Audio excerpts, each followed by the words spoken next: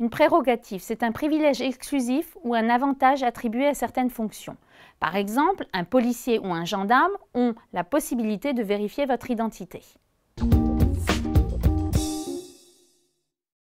Le terme putatif, c'est ce qui est présumé être à tort ou à raison. Par exemple, le père putatif est présumé être le mari.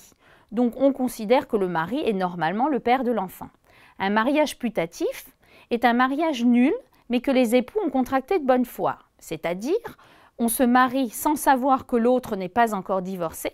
Donc le mariage est nul parce qu'on ne peut pas se marier, il y aurait bigamie, mais il est putatif, ce qui signifie que ses effets restent valables pour les enfants.